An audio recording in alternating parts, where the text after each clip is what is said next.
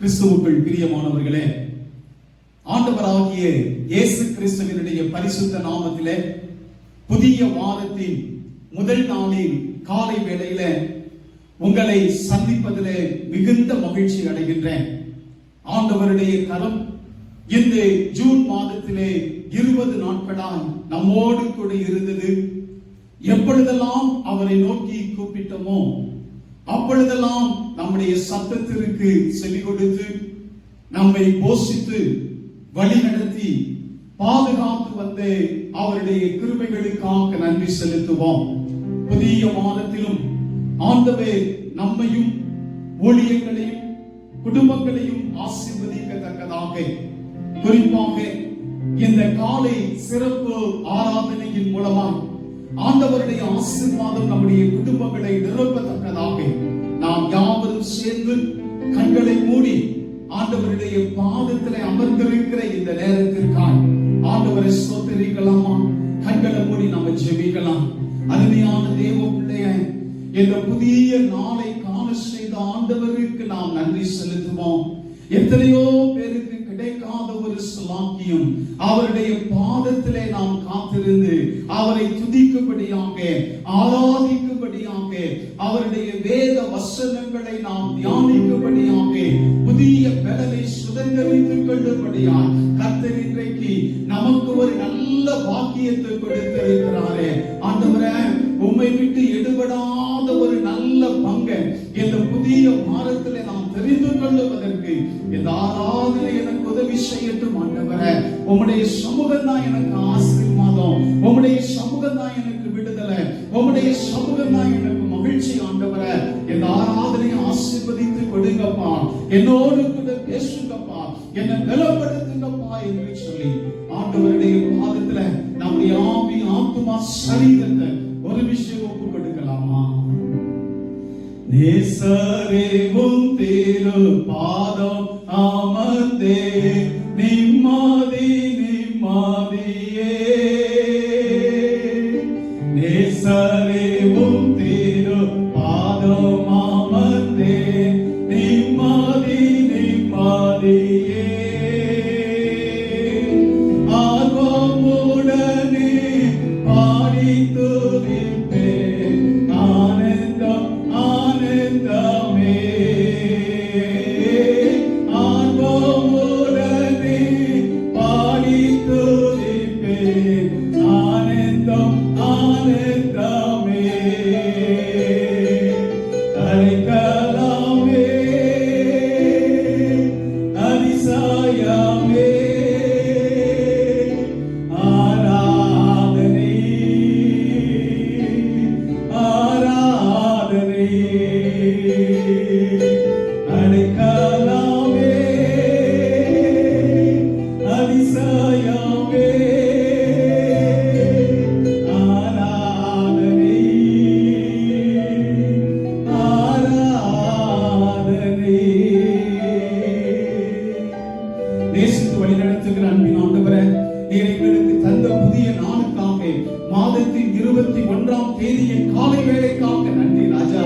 20 நாட்களாய் தாயை போல எங்களை தேற்றி தகப்பனை போல எங்களை சுமந்து கொண்டு வந்தீங்களே, உமக்கு நன்றி செலுத்துகிறோம் ஐயா. புதிய வாரத்துல உம்முடைய பாதத்திலே நாங்கள் காத்திருந்து உம்மை துதிக்கும்படியாய் ஜீவனுள்ள உம்முடைய வேத வசனங்களை தியானிப்பதற்கு இந்த சிறப்பு ஆராதனையை கர்த்தர் எங்களுக்கு கொடுத்திருக்கிறீங்க. ஆராதனையின் ஆசீர்வாதங்களுக்காய் செபிக்கிறோம். யாரெல்லாம் இந்த ஆராதனைகளை பங்கு கொள்ளுகிறார்களோ, பார்த்து கொண்டிருக்கிறார்களோ, ஒவ்வொருவரையும் ஆசீர்வதிங்க. வேதனையோடு பார்க்கலாம் ஐயா, கவலைகளோடு பார்க்கலாம், பிரச்சனைகளோடு பார்க்கலாம், போராட்டங்களோடு பார்த்து கொண்டிருக்கலாம். ஒரு தெய்வீக விடுதலை இந்த ஆராதனையின் மூலமாய் ஒவ்வொருவருடைய குடும்பத்திலும் கடந்து வர வேண்டுமாக செபிக்கிறேன். நீங்க இந்த ஆராதனையை பெரும்படுத்த நடத்துங்க. துணி கன மகிமை எல்லாவற்றையும் மீட்பர் இயேசுவுக்கு செலுத்துகிறோம். அவர் மூலமாகவே செபிக்கிறோம். ஜீவன் உள்ள பரிசுத்த பிதாவே, ஆமென் ஆமென்.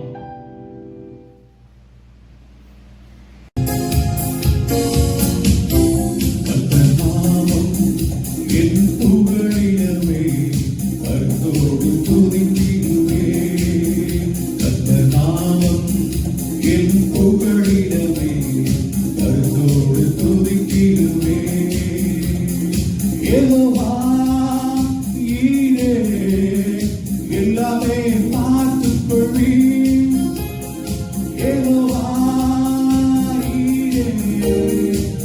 எல்லாமே காத்துக்கொள்ளி கழங்கரப்பா நாங்கள் கழங்கரப்பா கழங்கரப்பா நாங்கள் கழங்கரப்பா கர்த்தராமம் என் புகழிடமே கருத்தோடு துதித்திடுவே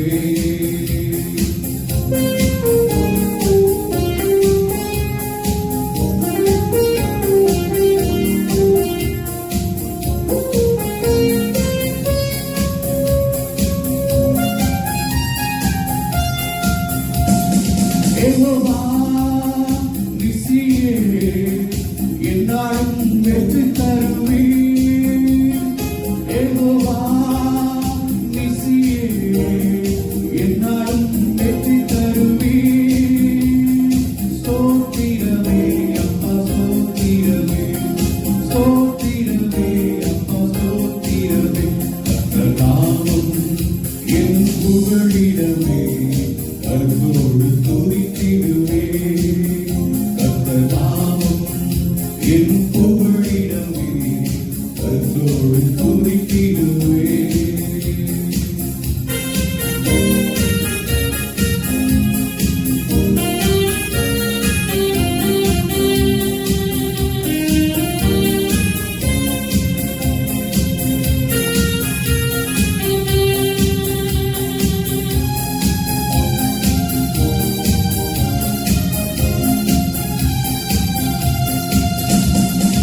யெகோவா ராப்பா சுகம் தரும் தெய்வமே யெகோவா ராப்பா சுகம் தரும் தெய்வமே கழங்கரப்பா நாங்கள் கழங்கரப்பா கழங்கரப்பா நாங்கள் கழங்கரப்பா கர்த்தராமம் என் புகழிடமே கருத்தோடு துதித்திடுவே கர்த்தராமம் என் புகழிடமே கருத்தோடு துதித்திடுவே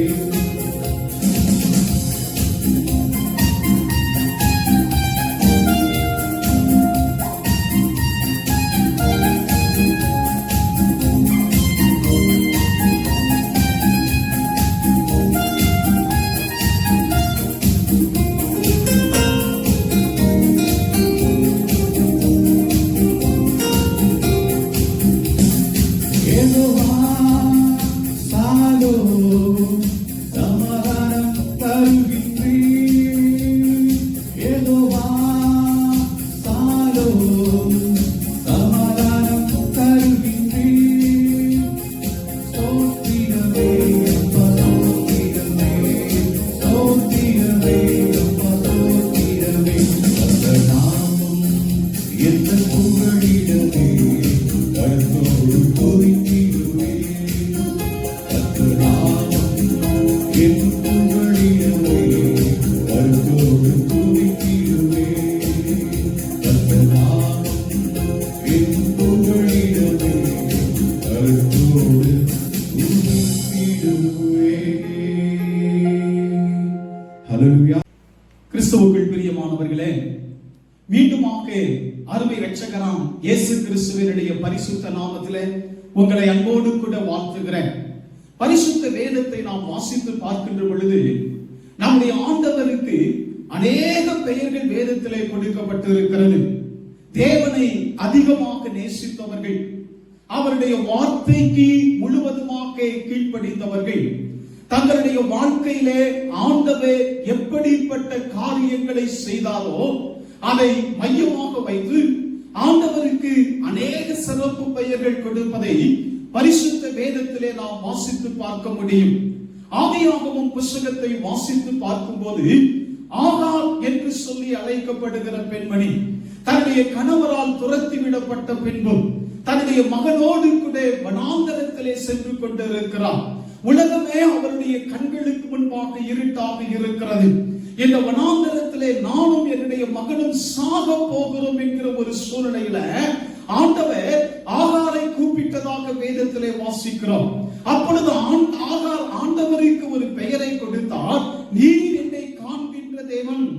அதே வண்ணமாக ஆபிரகாமுடைய வாழ்க்கையை வாசித்து பார்ப்போம் என்றால் ஈசாக்கை பலியிடுவதற்காக பலி பீடத்திலே ஈசாக்கை கிடத்தினார். ஈசாக்கை பலி செலுத்துவதற்காக கையை ஓங்கின பொழுது அங்கே ஆண்டவர் தடுத்து நிறுத்தி ஒரு ஆட்டுக்குட்டியை ஆபிரகாமுக்கு காண்பித்தார். யெகோவா ஈரே, கர்த்தருடைய பர்வதத்திலே பார்த்து கொள்ளப்படும் என்று சொல்லி பெயரை கொடுக்கிறார். இப்படியாக வேதத்தை வாசிப்போம் என்றால் ஒவ்வொருவரும் தங்களுடைய வாழ்க்கையில ஆண்டவர் என்ன காரியங்களை செய்தாரோ அதை மையமாக வைத்து ஆண்டவருக்கு சிறப்பு பெயரை கொடுக்கிறார்கள். இந்த செய்தியில நானும் ஆண்டவருக்கு ஒரு சிறப்பு பெயரை கொடுக்க விரும்புகிறேன். வேதத்தை நான் வாஞ்சையோடு கூட வாசிக்கும் போது ஆண்டவர் அவரை நேசிக்கின்ற பிள்ளைகளுடைய வாழ்க்கையில எப்படிப்பட்ட காரியங்களை அவர் செய்கிறார் என்பதை நான் தியானித்து ஆண்டவருக்கு ஒரு சிறப்பு பெயரை கொடுக்க விரும்புகிறேன். அதையே செய்திக்கு ஆதாரமாகவும் உங்களுக்கு முன்பாக வைக்கிறேன். என்ன சிறப்பு பெயர்? சாதாரணமானவைகளை கொண்டு அசாதாரணமான காரியங்களை செய்கிறவர் நம்முடைய தேவன். சாதாரணமானவைகளை கொண்டு அசாதாரணமான காரியங்களை செய்கிற தேவன். அருமையான தேவனுடைய பிள்ளைகளை, நம்முடைய ஆண்டவருக்கு தேவையானவர்கள் சாதாரணமான மனிதர்கள். இந்த சாதாரணமான மனிதர்களை கொண்டு அசாதாரணமான காரியங்களை ஆண்டவர் வேதத்திலே செய்வதை நாம் பார்க்கிறோம். இஸ்ரவேல் ஜனங்கள் எகிப்திலே அடிமைகளாக இருக்கிறார்கள். அங்கே இருந்து ஆண்டவரை நோக்கி கூப்பிடுறாங்க. ஆண்டவரே, எங்களுக்கு நீர் விடுதலை கொடுக்க வேண்டும். எங்களை வாக்குத்தத்தம் பண்ணின கானான் தேசத்திற்கு எங்களை மீண்டுமாக நீர் கொண்டு போக வேண்டும் என்று சொல்லி கூப்பிடுகிறார்கள். ஜனத்தின் சத்தத்தை ஆண்டவர் கேட்டு அந்த ஜனத்தை எகிப்திலே இருந்து விடுதலை செய்து அவர்களை கானான் தேசத்திற்கு கொண்டு போவதற்கு ஆண்டவருக்கு தேவை ஒரு சாதாரணமான ஒரு மோசே. இந்த மோசையை குறித்து வேதத்திலே வாசிக்கிறோம். அவர் மந்த நாவும் திக்கு வாயும் உடைய ஒரு மனிதனாக இருந்தார் என்று சொல்லி, இப்படிப்பட்ட மோசையின் மீது ஆண்டவருடைய கண்கள் படுகிறது. அந்த மோசையை பார்த்து ஆண்டவர் சொல்றாரு, உன்னை கொண்டு என்னுடைய ஜனங்களை நான் வாக்குத்தத்தம் பண்ணின கானான் தேசத்திற்கு அழைத்து கொண்டு போகிறேன். அப்படி என்றால் ஆண்டவருக்கு தேவை ஒரு சாதாரணமான ஒரு மோசே. இந்த சாதாரணமான மோசையை கொண்டு ஆண்டவர் அசாதாரணமான காரியங்களை செய்தார். வானத்திலே இருந்து மன்னாவை பொழிவித்தார். செங்கடலை இரண்டாக பிளப்பதற்கு உதவி செய்தார். தேவனுக்கு தேவை சாதாரணமான ஒரு மோசே. அதே வண்ணமாக பெலிஸ்தியரிலே அரக்கனாக காணப்பட்டவர் கோலியாத். இந்த கோலியாத்தை வெல்வதற்கு ஒருவருமே இல்லை. ஒவ்வொரு நாளும் அவன் இஸ்ரவேலின் எல்கைக்கு வந்து இஸ்ரவேலின் ராஜா, இஸ்ரவேலின் மக்கள், அதோடு இஸ்ரவேலின் தேவனையும் அவன் நிந்தித்தான் என்று சொல்லி வேதத்துல வாசிக்கிறோம். இஸ்ரவேல் மக்களே பயந்து நடுங்கிக் கொண்டிருக்கும் போது இந்த கோலியாத்தை கொல்லுவதற்கு என் ஆண்டவருக்கு தேவை ஒரு சாதாரணமான ஒரு தாவீது. இந்த தாவீது ஆடுகளுக்கு பின்னாக தெரிந்து கொண்டிருக்கிறார். இந்த தாவீதை தான் ஆண்டவருடைய கண்கள் பார்க்கிறது. தாவீது, உன்னை கொண்டு நான் அசாதாரணமான காரியத்தை செய்ய போறேன். உன்னை கொண்டு இந்த பெலிஸ்திய அரக்கனான கோலியாத்தை நான் ஜெயிக்க போகிறேன் என்று சொல்லி ஆண்டவருடைய கண்கள் அங்கே தாவீதின் மேல் படுகிறது. சாதாரண தாவீதை கொண்டு கர்த்தர் அசாதாரணமான காரியத்தை செய்தாரு. இப்படி வேதத்தை நம்ம வாசித்து பார்க்கும் போது எத்தனையோ சம்பவங்களை நான் உங்களுக்கு சொல்ல முடியும். மீதியானியருடைய கரங்களில இஸ்ரவேல் ஜனங்கள் அடிமைகளாக இருக்கிறார்கள். இந்த மீதியானியர் என்ன செய்வார்களாம்? இரவு நேரங்களிலே இஸ்ரவேல் ஜனங்கள் கஷ்டப்பட்டு கோதுமையை போரடித்து அதை களஞ்சியங்களிலே சேர்த்து வைத்திருப்பார்கள்.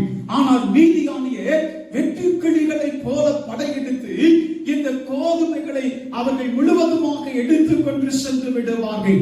இந்த மீதியானியருடைய கரங்களிலே இருந்து தம்முடைய ஜனங்களை விடுவிப்பதற்கு ஆண்டவர் பார்க்கிறார் ஒரு சாதாரணமான ஒரு கிதியோன்.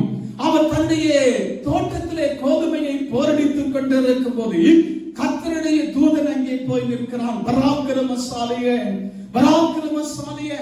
உலகத்திலே சாதாரணமான ஒரு மனிதன், அடையாளம் கண்டுகொள்ள முடியாத ஒரு மனிதன். ஆனால் கர்த்தருடைய பார்வையில அவன் பராக்கிரமசாலி என்று சொல்லி அழைக்கப்பட்டான். ஆண்டவர் சொன்னார், கிதியோனே, உன்னை கொண்டு இந்த ஜனங்களை நான் மீதியானியருடைய கரங்களில் இருந்து நான் விடுவிக்க போகிறேன் என்று சொல்லி. அருமையான தேவனுடைய பிள்ளைகள், ஒருவேளை இந்த வார்த்தையை கேட்டுக்கொண்டிருக்கிறவருடைய வாழ்க்கை இந்த உலகத்திலே ஒரு சாதாரணமான ஒரு வாழ்க்கையாக இருக்கலாம், அனைவராலும் தள்ளிவிடப்பட்ட ஒரு வாழ்க்கையாக இருக்கலாம், அனைவராலும் புறக்கணிக்கப்பட்ட ஒரு வாழ்க்கையாக இருக்கலாம். எனக்கு என்று சொல்லி ஒரு வாழ்வு உண்டா? இந்த உலகத்திலே யாரும் என்னை நேசிக்கவில்லையே, அனைவராலும் நான் தள்ளிவிடப்பட்டிருக்கிறேன், ஒருவராலும் நான் அடையாளம் கண்டுகொள்ள முடியவில்லை என்று சொல்லி ஒரு ஏக்கத்தோடு ஒரு பாரத்தோடு கூட இந்த வார்த்தைகளை நீங்கள் கேட்டுக்கொண்டிருக்கலாம். வேதம் சொல்லுகிறது, சாதாரணமான உன்னை கொண்டு என் தேவன் அசாதாரணமான காரியங்களை செய்வதற்கு இந்த புதிய வாரத்தில் அவர் ஆயத்தம் உள்ள ஒரு தேவனாக இருக்கிறார். அவருக்கு தேவை சாதாரணமான மனிதர்கள். அருமையான சகோதரனே, அருமையான சகோதரிய, இந்த உலகத்திலே அவனுடைய வாழ்க்கை சாதாரணமான ஒரு வாழ்க்கையாக இருக்கலாம். கர்த்தர் சொல்றாரு, உன்னை கொண்டு நான் பெரிய காரியங்களை செய்ய போகிறேன். இதையே தான் நாம் புதிய பாட்டிலும் வாசிக்கிறோம். இன்னைக்கு செய்திக்கு ஆதாரமாக பரிசுத்த யோவான் எழுதின சுவிசேஷம் 2ஆம் அதிகாரத்திலே நாம் எல்லாருக்கும் தெரிந்த ஒரு சம்பவம், நம்முடைய ஆண்டவர் செய்த முதலாவது அற்புதம். கானா ஊரில திருமண வீட்டில அவர் தண்ணீரை திராட்சரசமாக மாற்றின அந்த சம்பவத்தை தான் இன்றைக்கு நான் செய்திக்கு ஆதாரமாக உங்களுக்கு முன்பாக பகிர்ந்து கொள்ள விரும்புகிறேன். பழைய ஏற்பாட்டிலே மாத்திரமல்ல, இயேசு கிறிஸ்து இந்த உலகத்திலே வந்து அவர் ஊழியம் செய்த நாட்களிலே, அவர் மனிதனாக இந்த உலகத்திலே வாழ்ந்த நாட்களிலே தேவனால் தெரிந்து கொள்ளப்பட்டவர்கள் சாதாரணமான ஒரு மனிதர்கள், சாதாரணமான ஒரு பேதுரு. இந்த பேதுருவை பார்த்துதான் ஆண்டவர் சொன்னாரு, நீ கல்லாக இருக்கிறாய், உன்னை என்னுடைய சபையை நான் கட்டுவேன், பரலோகத்தின் திறவுகோலை நான் உன்னுடைய கரங்களிலே நான் கொடுக்கிறேன் என்று சாதாரணமான ஒரு பேதுருவை பார்த்துதான் ஆண்டவர் சொன்னார். தேவனுடைய பிள்ளைகளை, அவர் சாதாரணமான மனிதர்களை கொண்டு அசாதாரணமான காரியங்களை செய்கிறவர் என்பதை தாம் செய்த முதலாவது அற்புதத்திலேயே ஆண்டவர் என்ன செய்து விட்டார்? அதை நிரூபித்து விட்டார். ஒருவேளை இந்த கானா ஊரில் அவர் தண்ணீரை திராட்சரசமாக மாற்றின இந்த சம்பவத்தில் எத்தனையோ விதமான செய்திகளை நாம் கேட்டிருக்கலாம். ஆனால் இன்றைக்கு வித்தியாசமான 3 தலைப்புகளின் கீழாக இந்த செய்தியை நான் உங்களோடு கூட பகிர்ந்து கொள்ள விரும்புகிறேன். முதலாவது தலைப்பு என்ன தெரியுமா? தேவன் அல்லது நம்முடைய ஆண்டவராகிய இயேசு கிறிஸ்து தெரிந்து கொண்ட ஊர் சாதாரணமான ஒரு ஊர். தன்னுடைய முதலாவது அற்புதம், தண்ணீரை திராட்சரசமாக மாற்றப் போகிறார். இதன் மூலமாக அநேகர் இயேசுவின் பேரில் விசுவாசம் வைத்தார்கள் என்று யோவான் 2ஆம் அதிகாரத்தின் பின்னணியிலே வாசிக்கிறோம். இப்படிப்பட்ட ஒரு அற்புதத்தை தேவன் செய்வதற்கு அவர் தெரிந்து கொண்ட ஊர் என்ன தெரியுமா? சாதாரணமான ஒரு ஊர். இஸ்ரவேல் தேசத்தின் வரைபடம் உங்கள் கரங்களிலே இருக்கும் என்றால், இந்த கானா என்று சொல்லி அழைக்கப்படுகிற அந்த ஊரை தேடி பாருங்களேன். ஒரு சின்ன டாட் வைத்து அந்த இடத்திலே கானா என்று சொல்லி போடப்பட்டிருக்கும். ஒருவேளை ஆண்டவர் சொல்லி இருக்கலாமே, அந்த திருமணத்தை எருசலேமின் ஆலயத்திலே வையுங்கள், அந்த எருசலேமிலே ஒரு பெரிய ஸ்தலத்திலே வையுங்கள், ஏனென்றால் இந்த இடத்திலே தான் நான் என்னுடைய முதலாவது அற்புதத்தை நான் செய்ய போகிறேன் என்று சொல்லி ஆண்டவர் அந்த பெரிய இடங்களை அவர் தெரிந்து கொள்ளவில்லை. சாதாரணமான சிறிய இந்த கானா என்று சொல்லி அழைக்கப்படுகிற ஊரை தான் ஆண்டவர் தெரிந்து கொண்டார். இந்த ஊரை குறித்து வேதத்துல வேற எந்த இடத்திலையுமே நம்ம வாசிக்க முடியாது. காரணம் என்ன? ஆண்டவர் இந்த கானா என்கிற ஊரை தெரிந்து கொள்வதற்கு காரணம் என்ன? வேதத்திலே ஒரு வசனம் அழகாய் சொல்லுகிறது, இயேசுவும் அவருடைய தாயாரும் அந்த திருமண வீட்டிற்கு அழைக்கப்பட்டிருந்தார்கள். அந்த கானா ஊரிலே தேவன் பெரிய காரியத்தை செய்வதற்கு காரணம் என்ன தெரியுமா? அன்பு சகோதரனே, அருமை சகோதரியே, அந்த கானா என்கிற ஊருக்கு என் இயேசு அழைக்கப்பட்டிருந்தார், என் ஆண்டவர் அழைக்கப்பட்டிருந்தார். ஆண்டவரே, இந்த கானா ஊருக்கு நீங்கள் வர வேண்டும், இந்த திருமண வீட்டிற்கு நீங்கள் வர வேண்டும் என்கிற அழைப்பு இயேசுவுக்கு கொடுக்கப்பட்டிருக்கிறது. ஆம் தேவனுடைய பிள்ளைய, ஒருவேளை இந்த கால வேளையிலே உன்னுடைய வாழ்க்கை ஒரு சாதாரணமான ஒரு வாழ்க்கையாக இருக்கலாம். மற்றவங்க எள்ளி நகை வாழ்க்கை ஒன்றுமே இல்லை என்கிற ஒரு நிலைமைக்குள்ளாக இருக்கலாம். ஆனால் வேதம் என்ன தெரியுமா சொல்லுகிறது? வெளிப்படுத்தின விசேஷம் 3ஆம் அதிகாரத்திலே வாசிக்கிறோம், இதோ வாசல் படியிலே நின்று நான் கதவை தட்டி கொண்டிருக்கிறேன். ஒருவன் என் சத்தத்தை கேட்டு கதவை திறந்தால் நான் உள்ளே வந்து அவனோடு கூட நான் போஜனம் பண்ணுவேன் என்று சொல்லி ஆண்டவர் என்னுடைய உள்ளத்திற்குள்ளாய் வருவதற்கு, என்னுடைய உள்ளத்திலே வாசம் பண்ணுவதற்கு அவர் இதயத்தின் வாசல் கதவை தட்டி கொண்டே இருக்கிறார். எத்தனை பேர் இந்த காலை வேளையில இயேசுவுக்கு அழைப்பு கொடுத்திருக்கிறோம்? நம்முடைய குடும்பங்களிலே அழைப்பு கொடுத்திருக்கிறோம், நம்முடைய தனிப்பட்ட வாழ்க்கையிலே அழைப்பு கொடுத்திருக்கிறோம், பிரச்சனைகளையே பார்த்து கொண்டிருக்கிறோம், போராட்டங்களையே பார்த்து கொண்டிருக்கிறோம், வேதனைகளையே பார்த்து கொண்டிருக்கிறோம். ஆனால் தேவ பிள்ளையே, தேவன் உன்னை கொண்டு அசாதாரணமான காரியத்தை இந்த காலை வேளையிலே செய்ய வேண்டும் என்றால் முதலாவது நாம் செய்ய வேண்டிய காரியம் என்ன தெரியுமா?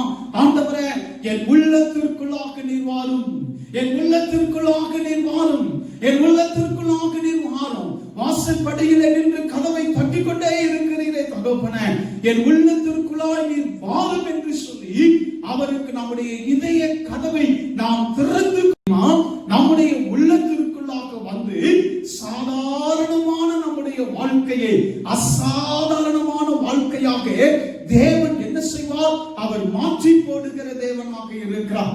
சிறு வயதிலே நான் இருக்கும்போது ஞாயிறு பாடசாலையிலே பாடின ஒரு பாடல் என்னுடைய ஞாபகத்திற்கு வருகிறது. நான் சிறுவனாக இருந்தேன். அப்ப சொல்லிக் கொடுத்தாங்க, இயேசு ஒரு வீட்டிற்குள்ளாக வருவார் என்றால் அந்த வீடு எப்படிப்பட்ட வீடாக இருக்கும் என்று சொல்லி. இயேசு வந்த வீட்டிலே சந்தோஷமே, இயேசு வந்த வீட்டிலே சமாதானமே, இயேசு வந்த வீட்டிலே சண்டை இல்லையே, இயேசு வந்த வீட்டிலே பொய் இல்லையே என்று சொல்லி அந்த பாடலுடைய வரிகள் இன்றும் என்னுடைய ஞாபகத்திற்கு வருகிறது. அன்பு தேவ பிள்ளைகளை, இந்த காலவேளையில நம்முடைய வாழ்க்கையை ஒரு கேள்வி கேட்டு பார்ப்போமா? இயேசுவை எத்தனை பேர் நம்முடைய வாழ்க்கையில அழைத்திருக்கிறோம்? ஆண்டவரே, நீர் இல்லாத ஒரு வாழ்க்கை அது வெறுமையான ஒரு வாழ்க்கை தகப்பனே. நீர் என் உள்ளத்துக்குள்ள வரும்போது சாதாரணமான நான் அசாதாரணமான மனிதனாக இந்த உலகத்துல நான் மாறிவிடுவேன் ஆண்டவரே என்று சொல்லி யாரெல்லாம் இந்த இயேசுவுக்கு அழைப்பு கொடுக்கிறீர்களோ உங்களுடைய வாழ்க்கையில கர்த்தர் அசாதாரணமான காரியத்தை செய்வார். தேவன் தெரிந்து கொண்ட ஊர் சாதாரணமான ஒரு ஊர். இரண்டாவது நாம் கொடுக்க வேண்டிய தலைப்பு, இயேசு கிறிஸ்து தெரிந்து கொண்ட மக்கள் சாதாரணமான மக்கள். இந்த அற்புதத்தை செய்வதற்கு ஆண்டவர் யாரை தெரிந்து கொள்கிறார் என்று சொல்லி பாருங்களேன். வேலைக்காரர்கள். வேலைக்காரர்கள் மரியாம் வந்து சொல்லிட்டு போயிட்டாங்க, அவர் உங்களுக்கு என்ன சொல்லுகிறாரோ அதன்படி நீங்கள் செய்யுங்கள் என்று சொல்லி. இந்த இயேசுவை குறித்து அவர்களுக்கு தெரியாது. இதற்கு முன்பாக எந்த அற்புதத்தையும் இயேசு கிறிஸ்து செய்யவில்லை. ஆகவே ஆண்டவர் அந்த வேலைக்காரர்களை பார்த்து சொல்லுகிறார், வாசலிலே இருக்கிற கச்சாடிகளிலே நீங்க என்ன செய்ய? தண்ணீரை நிரப்புங்கள். வாசலிலே கச்சாடி தண்ணீர் எதற்கு? அந்த திருமண வீட்டிற்குள்ளாய் வருகிறவர்கள் தங்களுடைய கால்களை கழுவிவிட்டு அவர்கள் உள்ளே செல்வதற்காக வைக்கப்பட்டிருக்கிறவர்கள். ஆண்டவர் சொன்னாரு, அதிலே நீங்கள் தண்ணீரை நீங்கள் நிரப்புங்கள் என்று சொல்லு. சரி, யாரோ ஒரு மனுஷன் கட்டளை இடுகிறார், அந்த தண்ணீரை கொண்டு வருகிறார்கள். ஆண்டவர் சொன்னாரு, இதை கொண்டு போய் நீங்கள் பரிமாறுங்கள். அங்கதான் பிரச்சனை வருது. நம்மளா இருந்தா என்ன சொல்லியிருப்போம்? ஏற்கனவே அந்த திருமண வீட்டில திராட்சரசம் இல்லை என்கிற குளறுபடி உள்ள ஒரு பிரச்சனை. கச்சாடியில இருக்கிற தண்ணீரை போய் திராட்சரசம் சொல்லி பரிமாற சொல்லுகிறீரே, உள்ள வந்த பிரச்சனைக்கு நீங்க பொறுப்பா நான் பொறுப்பா என்று சொல்லி கேட்டிருப்போம். ஆனா அந்த வேலைக்காரர்களை ஆண்டவர் தெரிந்து கொண்டதற்கு காரணம் என்ன தெரியுமா? அவர்களுடைய வாழ்க்கையில ஆண்டவருடைய வார்த்தைக்கு அவர்கள் முழுவதுமாக கீழ்ப்படிந்தார்கள்.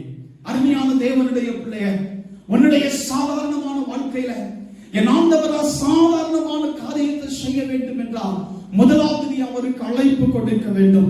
இரண்டாவது வேதம் சொல்லுகிறது, அவர் எனக்கு என்ன சொல்லுகிறாரோ. நம்முடைய கரங்களிலே வைத்திருக்கிற இந்த பரிசுத்த வேதத்துல இந்த உலகத்திலே நாம் எப்படி வாழ வேண்டும், எப்படி நாம் சாட்சியாக ஜீவிக்க வேண்டும், எப்படி நாம் பரிசுத்தமாக வாழ வேண்டும் என்று சொல்லி வேதம் அநேக கட்டளைகளை, அநேக ஆலோசனைகளை, அநேக அறிவுரைகளை நமக்கு தந்திருக்கிறது. இவைகளை தந்திருக்கிறவர் நம்முடைய சொல்றாரு, இவைகளை உன்னுடைய வாழ்க்கையிலே நீ கீழ்ப்படி. பல நேரங்களில் நம்ம செய்யற காரியம் என்ன தெரியுமா? ஒவ்வொரு ஞாயிற்றுக்கிழமையிலையும் 10 கற்பனையை சொல்லுகிறோம். திருவிருந்து ஆராதனைக்கு குருவானவர் நாங்க ஒரு கட்டளையை சொல்லும்போது, ஆண்டவரே இந்த கட்டளைக்கு கீழ்ப்படி எங்கள் இருதயத்தை ஏவியருளும் 10 கற்பனைகளை ஒவ்வொரு வாரமும் நம்ம சொல்லுகிறோம். கீழ்ப்படியை உதவித்தாரும் உதவித்தாரும் உதவித்தாரும் என்று சொல்லுகிறோம்.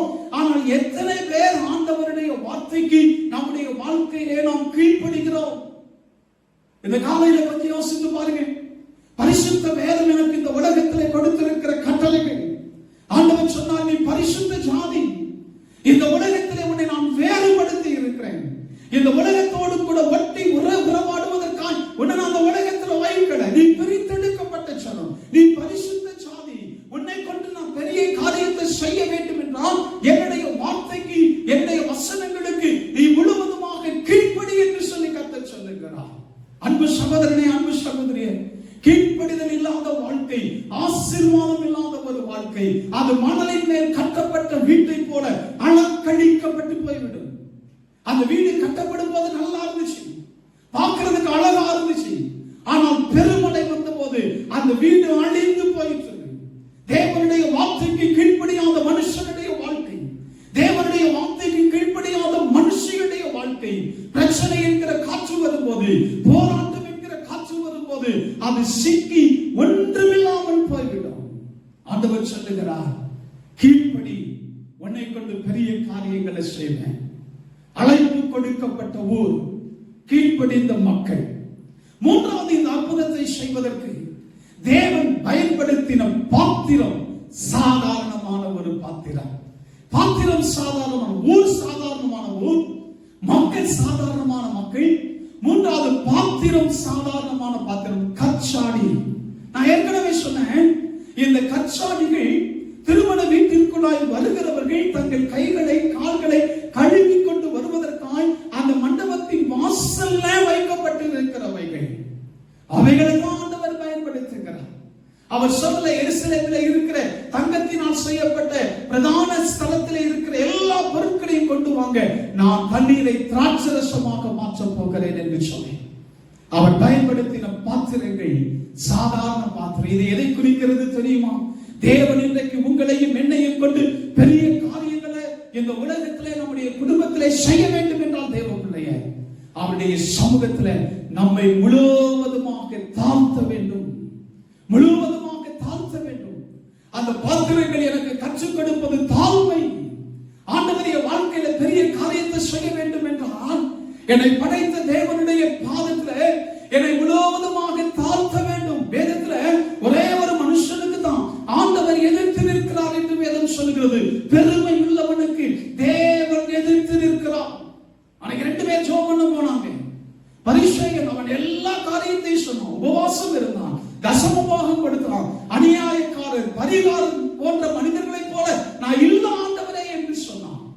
ஆண்டவர் அவனுடைய ஜெபத்தை கேட்கவில்லை. ஆனால் ஆயக்காரன் தூரத்திலே நின்று தன்னுடைய கைகளை மார்பிலே அடித்துக் கொண்டவனாய், தேவனே, பாவியாகி என்னை நீர் கிருபையாக இரும் என்று சொல்லி ஜெபித்தான். ஆண்டவர் சொன்னார், அந்த பரிசேயன் அல்ல, இந்த ஆயக்காரனை நீதிமான் ஆக்கப்பட்டவனாய் திரும்பி சொன்னான். காரணம், தன்னை தானே தாழ்த்துகிற எவனும் உயர்த்தப்படுவான். அன்பு சகோதரனே, அன்பு சகோதரியே, கர்த்தர் உனக்கு கொடுத்திருக்கிற தாளந்துகளை ஆண்டவருடைய சமூகத்திலே நீ முழுவதுமாய் தாழ்த்துகிறாயா?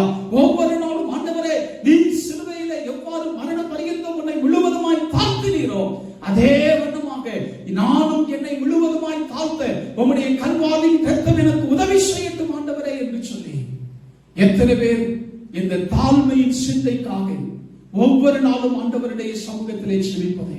பிசாசு அநேக பெருமையின் ஆவிகளை இன்றைக்கு நம்முடைய உள்ளத்திலே, விசுவாசிகளுடைய உள்ளத்திலே, சபைகளிலே அவன் போட்டுவிட்டு சென்று விடுகிறான். கர்த்தர் நமக்கு விரோதமாக மாறுகிறார். தாழ்மை, ஆண்டவர் நமக்கு ஒரு தாழ்மையின் வாழ்க்கையை முன்வைத்தாங்க. அவர் பிறந்த இடம் தாழ்மையின் சொந்தம். அவருடைய வளர்ப்பு நரிகளுக்கு குழிகள் உண்டு, ஆகாயத்து பறவைகளுக்கு கூடுகள் உண்டு, மனுஷகுமாரனுக்கோ தலை சாய்த்து படுக்க இடமில்லை என்று சொல்லி ஒரு தாழ்மை. அவருடைய இறப்பு, அவரை அடக்கம் பண்ணுவதற்கு வேறொருவருடைய கல்லறை. ஒரு தாழ்மையின் வாழ்க்கையை முன்மாதிரியாய் வைத்துவிட்டு சென்ற ஆண்டவர் அதே தாழ்மை இன்றைக்கு என்னுடைய வாழ்க்கை வாழ்க்கையில எதிர்பார்க்கிறார். காரணம் என்ன தெரியுமா? சாதாரணமான எண்ணில தேவன் அசாதாரணமான காரியங்களை செய்வதற்கு ஆயத்தமாக இருக்கிறார். தெரிந்து கொண்ட ஊர் சாதாரணமான ஊர், தெரிந்து கொண்ட மக்கள் சாதாரணமான மக்கள், தெரிந்து கொண்ட பாத்திரம் சாதாரணமான பாத்திரம். ஆவிக்குரிய வாழ்க்கையில தேவனுக்கு நாம் அழைப்பு கொடுக்கும் போது, கர்த்தருடைய வார்த்தைக்கு கீழ்ப்படியும் போது, கர்த்தருடைய சமூகத்திலே நம்மை முழுவதுமாய் தாழ்த்தும் போது, சாதாரணமான எண்ணை கொண்டு கர்த்தர் அசாதாரணமான காரியங்களை இந்த புதிய வாரத்திலே செய்ய ஆயத்தமாக இருக்கிறார். அவருடைய பாதத்துல நம்மை ஒரு விசை தாழ்த்தி, ஆண்டவரே, சாதாரணமான என்னுடைய வாழ்க்கையில நீர் அசாதாரணமான காரியத்தை செய்யும் ஆண்டவரே, நீர் விரும்புகிற காரியங்களை செய்ய உம்முடைய கல்வாரி சிலுவையில என்னை முழுவதுமாக நான் ஒப்புக் கொடுக்கிறேன் என்று சொல்லி நம்ம கண்களை மூடி ஜெபிக்கலாமா? அருமை சகோதரனே, சகோதரியே, கானா ஊரை தேவன் தெரிந்து கொண்டதற்கு, அந்த ஊரிலே ஆண்டவருக்கு அழைப்பு கொடுக்கப்பட்டது. தேவன் அந்த மக்களை தெரிந்து கொண்டதற்கு அவர்கள் கீழ்ப்படிந்தார்கள். தேவன் அந்த பாத்திரங்களை பயன்படுத்தினதற்கு தாழ்மையின் அடையாளம். இன்னைக்கு இவருடைய வாழ்க்கை சாதாரணமான ஒரு வாழ்க்கையா? எல்லாராலும் எண்ணி நகையாடப்பட்ட ஒரு வாழ்க்கையா? உன்னை நேசிப்பதற்கு யாருமே இல்லை என்று சொல்லி கவலையோடு இந்த வார்த்தையை கேட்டுக்கொண்டிருக்கிறியோ? சாதாரணமான உன்னை கொண்டு என் கர்த்தர் அசாதாரணமான காரியத்தை செய்ய இந்த புதிய வாரத்தில் ஆயத்தமா இருக்கிறார். இருதயத்துக்குள்ள வாங்க. இந்த காலையில செல்வீங்களா? இருதயத்துக்குள்ள வாங்க. ஆண்டவரே, உம்முடைய வார்த்தைக்கு நான் முழுவதுமாய் கீழ்ப்படிகிறேன் ராஜா. உம்முடைய சமூகத்திலே முழுவதுமாய் நான் தாழ்த்துகிறேன் ஆண்டவரே. என்னை பயன்படுத்துங்க. மோசேயை பயன்படுத்தின ஆண்டவர், தாவீதை பயன்படுத்தின ஆண்டவர், கிதியோனை பயன்படுத்தின ஆண்டவர், பேதுருவை பயன்படுத்தின ஆண்டவர், என்னையும் இந்த புதிய வாரத்துல பயன்படுத்தும் ஆண்டவரே. சாதாரணமான என்னை கொண்டு அசாதாரணமான காரியங்களை நீ செய்யும் ஆண்டவரே என்று சொல்லி ஆண்டவருடைய சிலுவை எண்ணை அன்பு சகோதரி சகோதரியே வருவோமா?